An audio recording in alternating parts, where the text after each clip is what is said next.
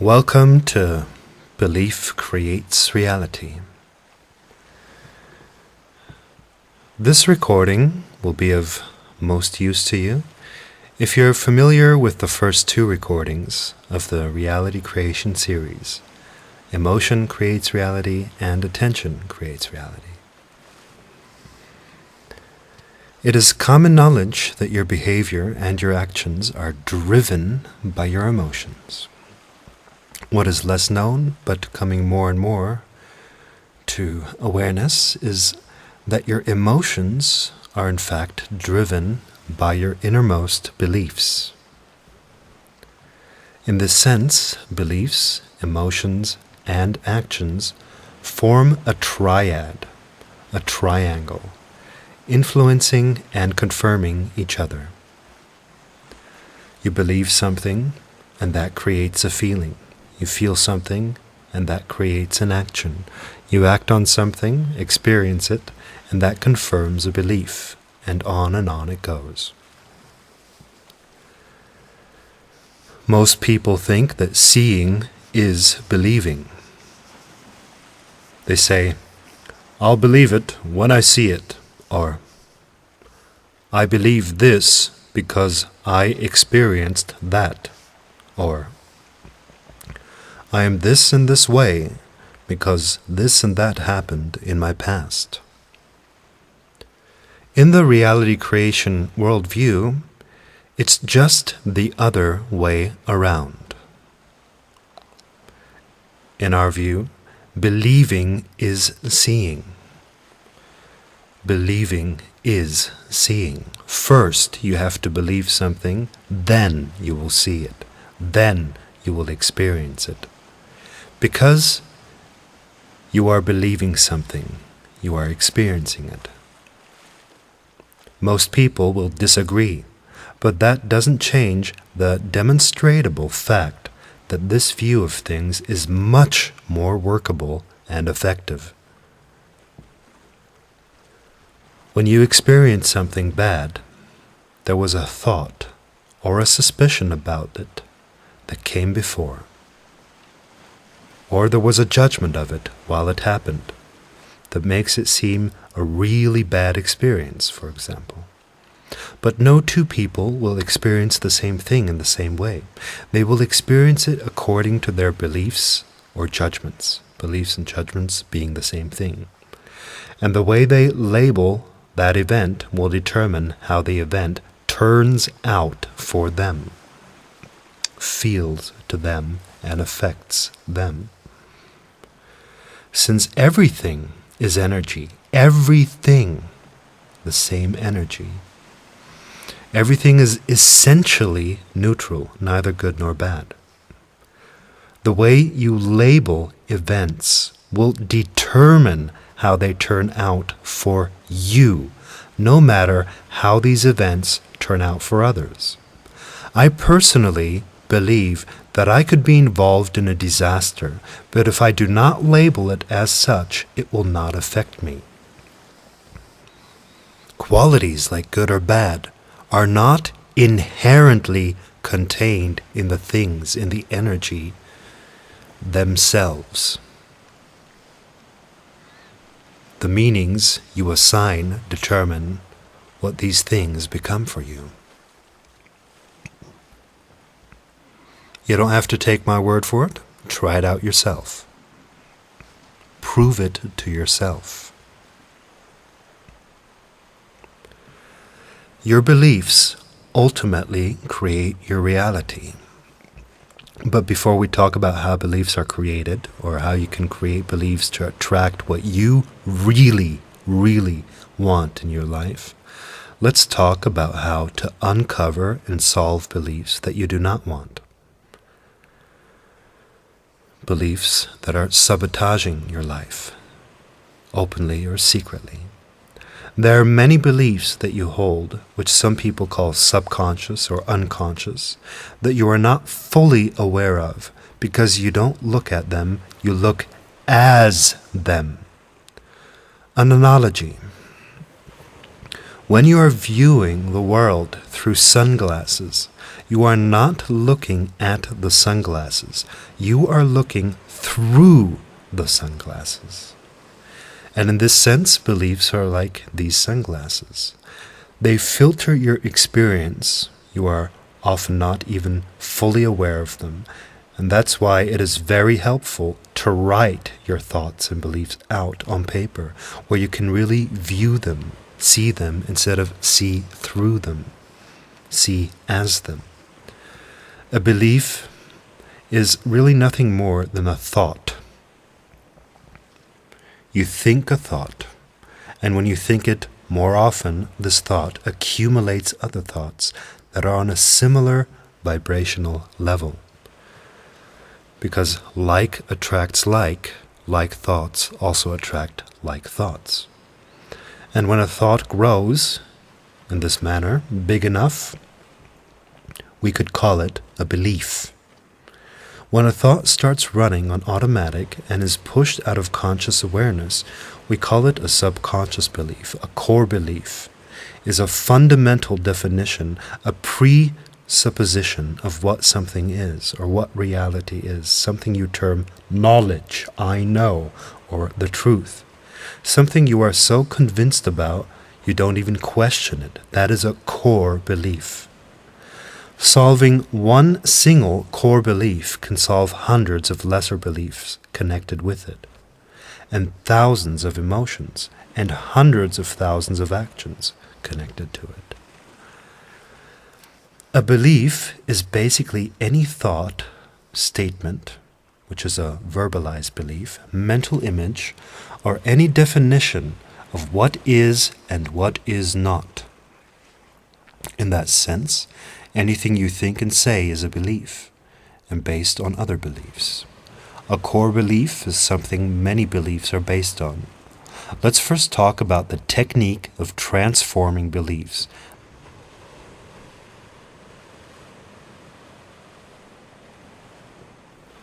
If you wish for an undesired experience not to happen to you anymore, you'll have to find out what beliefs are creating that experience. To do that, you can judge from your experience, actions, and emotions to what you believe. It's quite simple. You look at what you experience and translate that into what you must believe in order to experience that. After you know what you no longer want to experience as reality, one or all of the following questions must be applied. Question 1. What would someone that is experiencing this have to believe? Question 2. What would someone who is doing this or behaving in this way have to believe? Question 3. What would someone who is feeling this have to believe? Question 4. What are the thoughts that I have about this issue? And question 5. What am I trying to be right about? What am I making others wrong about? What do I think I know? What am I completely convinced about?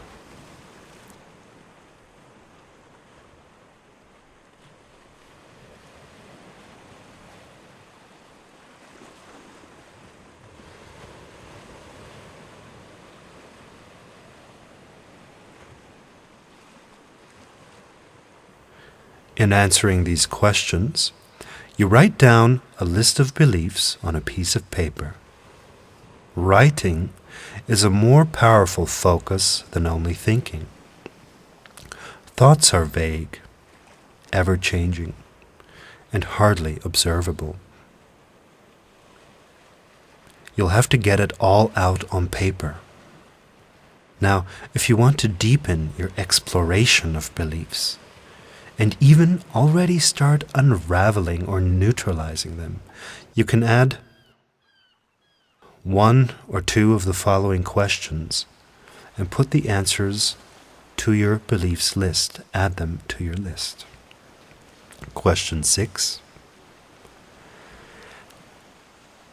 How can I prove this statement to be true? This question will lead you to core beliefs quicker. Question 7. What is the payoff for believing this?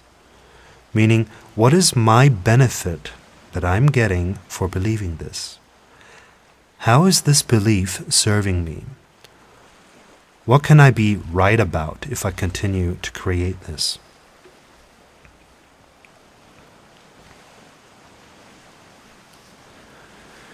Once you have the whole list, we can begin to play.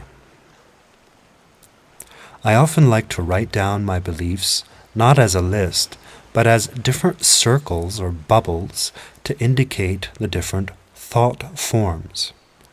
And then from these circles, I associate beliefs connected to that, and others connected to those, and so forth. Any judgment or association to a belief is yet another belief, supporting the original one. Now, on this whole and complete list or collection of circles, you will find some statements that evoke reactions within you, emotional reactions. Sometimes the emotional reactions occur when you rephrase a statement in another way. Anyway, the ones you react to emotionally are more in the direction of core beliefs than the other. If you are sensitive enough, you can actually feel how some thoughts have more weight than others. It is these beliefs that need to be acknowledged, appreciated, but then replaced. But if you want to do a thorough job, you will acknowledge and replace all of them. But at least now, mark the ones you feel have the most sabotaging weight on your reality. The ones you feel attached in your body. You may also want to ask yourself which of the beliefs you wrote down were freely chosen by yourself originally, and which of those beliefs were indoctrinated from an outside source, like parents or the media or so-called friends or courses or books or whatever. And if you want to do a little extra, you may also number them by the degree of conviction you believe in them. 10 meaning I'm totally convinced this is true, and 1 meaning I totally doubt this is true. This little intermediate extra will help you desensitize the beliefs even further.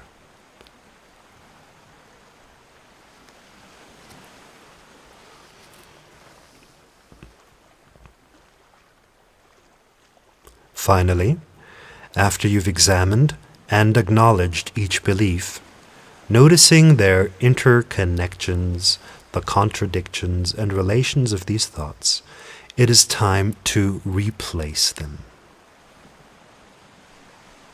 On a separate piece of paper, write for the core beliefs, or in the long version of this exercise for each and every belief, what you would like to think or believe instead, what you would prefer to think or believe. Write down thoughts that should replace the old thoughts. And if you want these new thoughts and beliefs to stick, you will have to write down positive thoughts that are at the same time realistic enough, authentic, and easy to believe in the first place. Remember, something that is too high up to think will not stick, will not install itself into your mind-body system. If you can feel the thought, then it will also stick.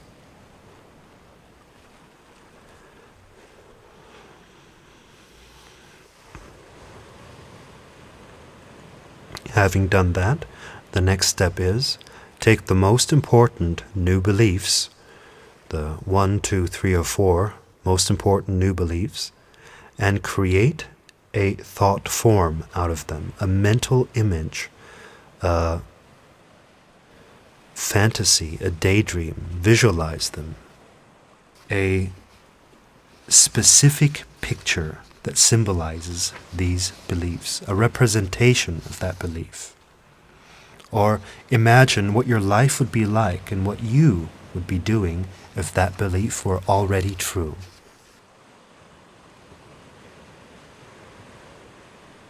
Now, if you think you can't visualize, then paint it, or draw it, or take another symbolic picture from some movie or magazine. You need a picture. You need to see what you want to believe in.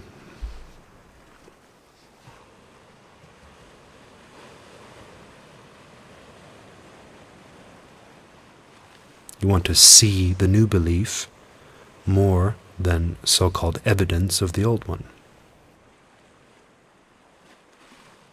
Once you have this thought or vision or picture, the next step is to fill these new thoughts with emotion.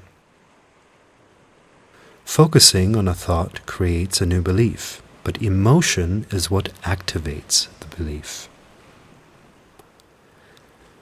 Emotion activates the belief, and action grounds a new belief. So activate your new belief with emotion.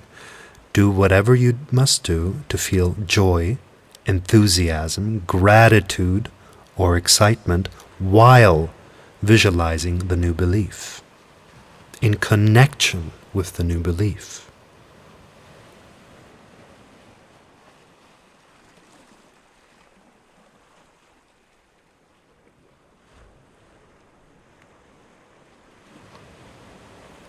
And the final step to creating new beliefs is to ground that belief, to firmly anchor the new belief into physical reality by taking physical actions that represent, symbolize, or demonstrate the belief. In order to do this final step properly, get out another sheet of paper and answer the following questions. What would someone be doing who really believes that this will happen, or that it's already happening, already real, already true?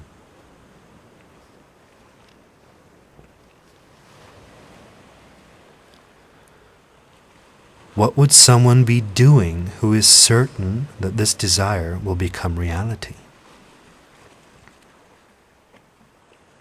What would someone do who is already living this reality? What actions did you see yourself do in your imagination, and how could you copy these actions from your imagination into physical reality? What are you going to do for your desire, or symbolically of your desire, in the next weeks? And when are you going to do these things? Where will you symbolically go? How will you go? How will you behave? How will you move? How will you smile?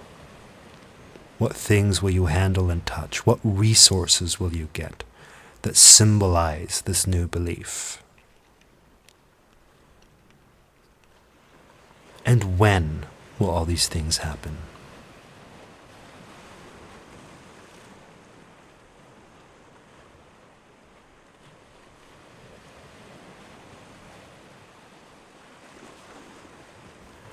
By acting as if something is already true, dressing that way, going the places you would, getting the things you would, taking part in events you would, by physicalizing your belief, you ground the energy into physical reality.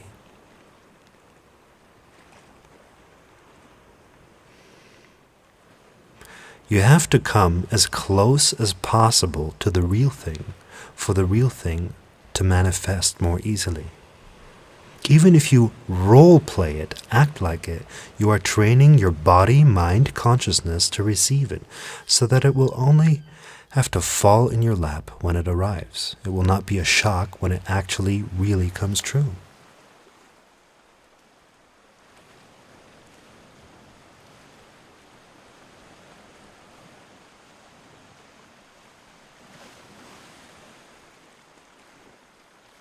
And that is really the whole process of releasing old beliefs and creating new ones. You become aware of the old ones. You invest some time and attention in finding them out. Honest attention. You then become aware of the beliefs behind the beliefs, honestly, and with time and attention. You desensitize or relativize these beliefs. Acknowledge them as your beliefs. Own them. You cannot let go of anything you don't have, so own them. Realize they are my beliefs. Yes, I admit it. I hold these thoughts. Yes, I admit it. I wrote this down. Yes, I admit it. These are my beliefs. Then you choose what you want to think or believe instead of these. Also in written form, preferably. Then you activate these beliefs with attention and imagination, and of course emotion, which is the most activating factor. Emotion is the energy that fills thought forms. Do not visualize without feeling anything. Visualize and then put energy into it. Feeling. And then you anchor or ground these beliefs by demonstrating them, by being them, by physical action, by representing them, behaving like them. In your new feeling, your new behavior, your new vibration, you will notice actual, physical, real-life evidence as quick as within only 3 days. If you can upkeep your new vibration, you will experience a complete shift of your reality within only 3 weeks. Now, doesn't that excite you? Isn't that something you want to find out?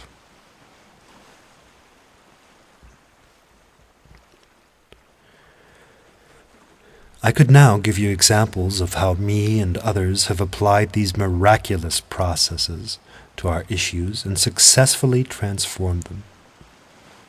I could give you examples of improved financial situations, improved health, improved relationships, improved perception, improved quality of life. But I will not, because the stories I tell you of others are not your stories. I want you to find out for yourself and not be pre-programmed or limited in your view on how to use these tools. I'm only giving you the tools. No stories and examples of them in action. Use them yourself and in your own way. The working material is not to be found on this recording. The working material is to be found within your own consciousness. You are that working material. Without you, without your memories and experiences, feelings, thoughts, these tools don't mean a thing. They get their energy from you.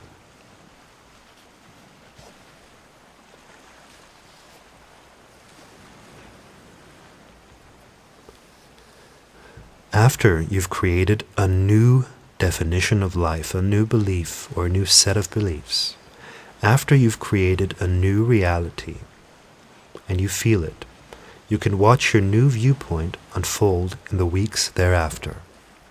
New events, so-called coincidences, which are not coincidences at all. People, situations will start coming up.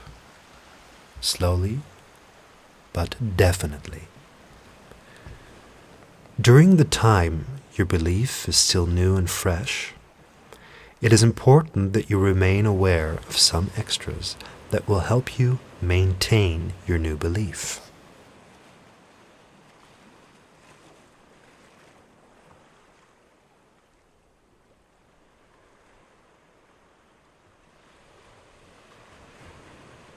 the first thing you need to remain aware of is the feedback loop of old creations. You've decided for a new belief and a new reality and feel that way. Then something comes along that seems to reflect your old reality.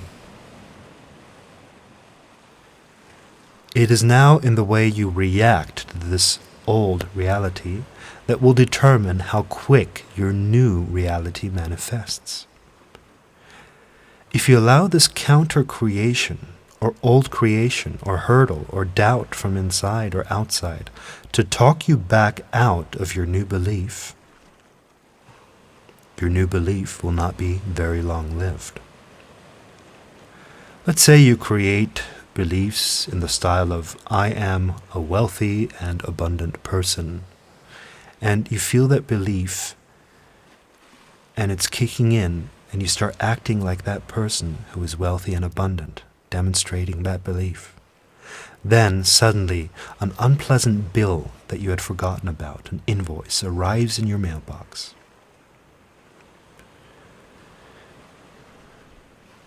And it seems at the moment you can't pay for it.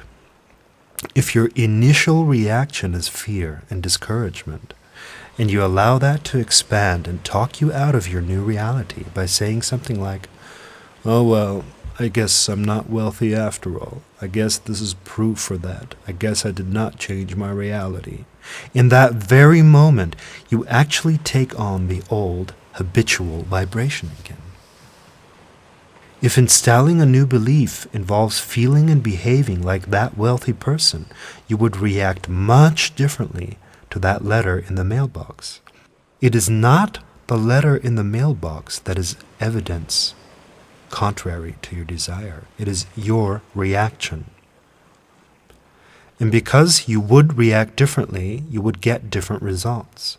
Instead of using that event as proof for your old reality, as reason for discouragement, you should be using it as a reminder of your new reality. You could be saying something like, oh yeah, initially I'm feeling fear, but actually this letter is a reminder that I will be able to pay these things easily as they come up.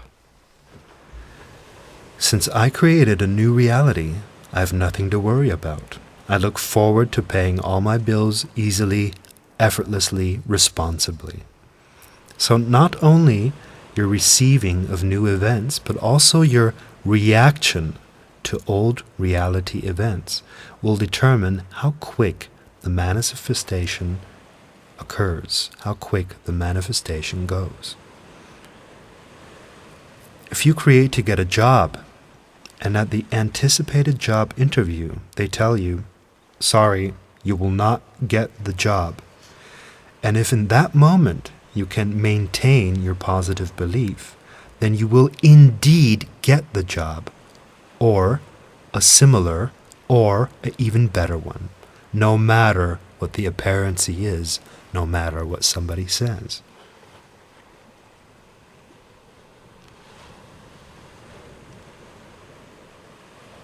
And this applies to all other issues.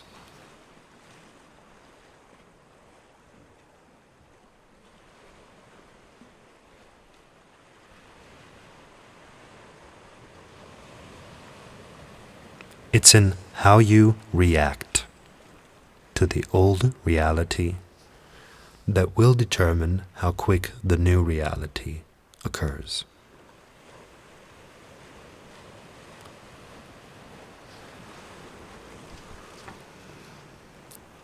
The second principle to remain aware of after you create a new belief is not to project too much into the future.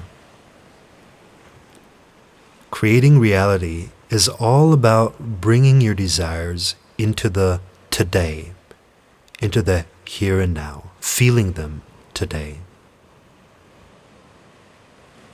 If you have too much of, well, when I do this and that, then I can be that,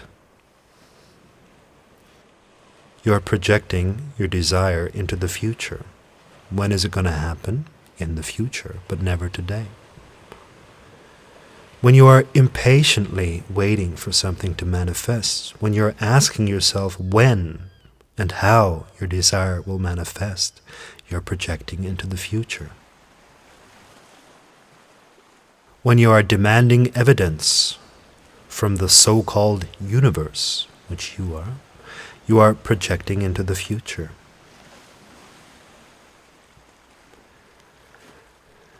If you feel the truth of something here and now, if your body feels the truth of something, then it will eventually manifest on a timeline in physical reality.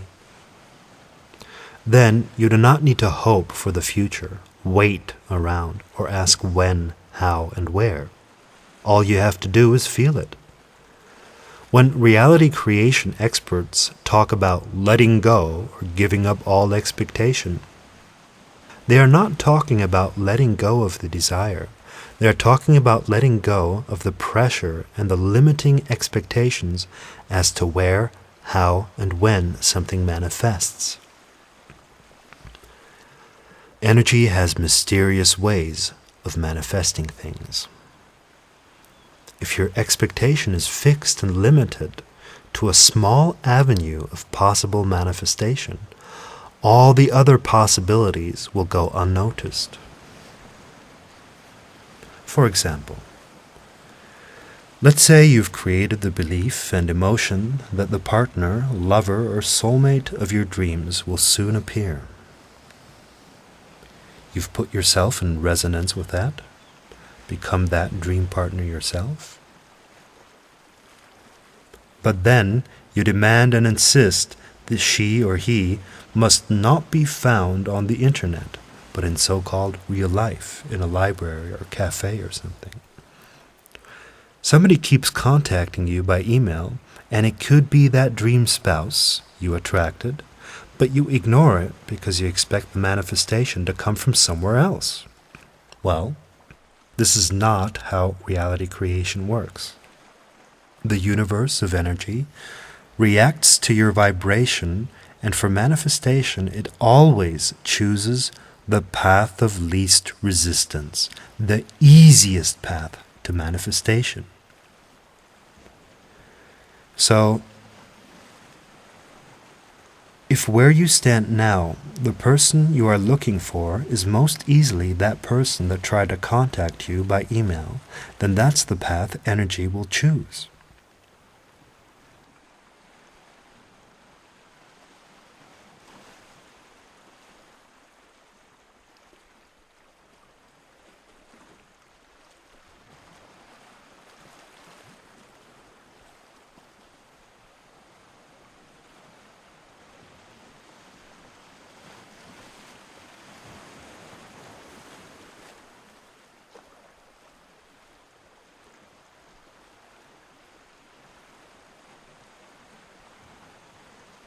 Another example, if you want to get the right job for you, and you've created that belief and emotional vibration, and the best available thing near you to match your vibration is another job than the one you think you ought to get, then don't get angry because your expectations were not fulfilled. But be happy that your vibrations are matched. You will always get exactly what is right for you, exactly what matches your true intent, the reasons that you manifest something. You will not always get what you thought, but you will always get what you felt. Exact thought forms only manifest relatively true to the original if they are charged with positive emotion. Otherwise, you'll always be getting something similar to the thought, namely what you feel.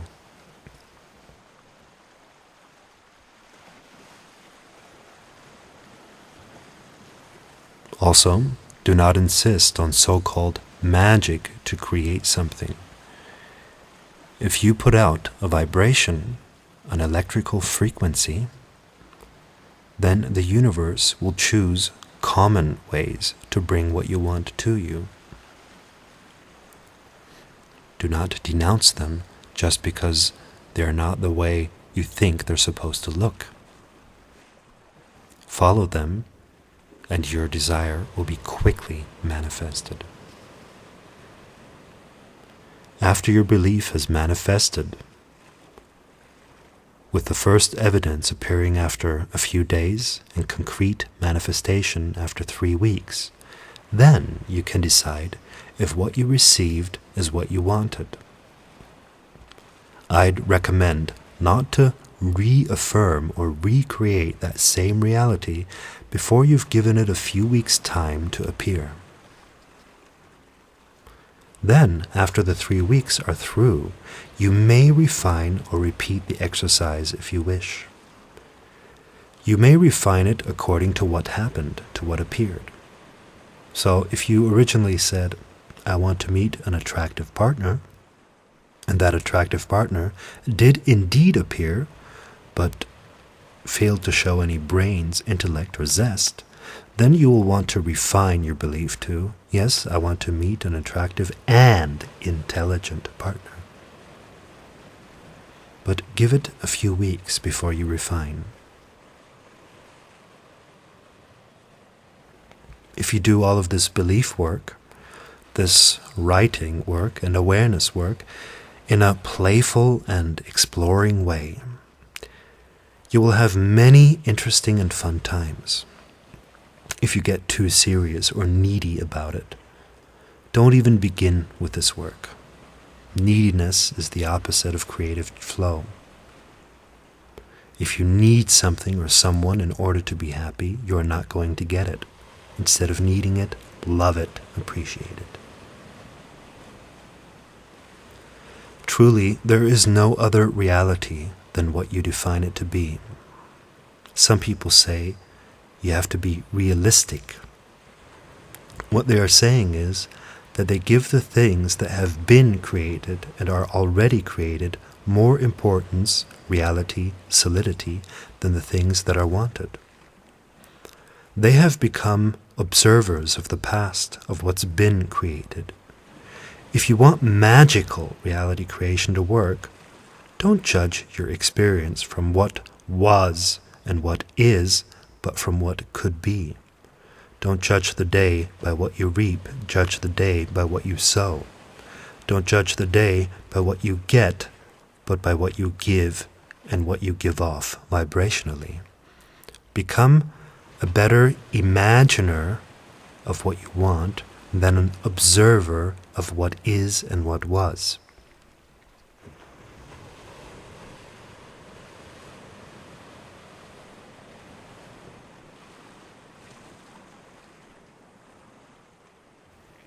This is the end of this recording. Listen to it many times, apply it many times over the years. It contains everything you need to know about changing beliefs and thus reality. But now turn this recording off and focus on things that excite you even more, because it's what excites you that will manifest the most easily. Thank you.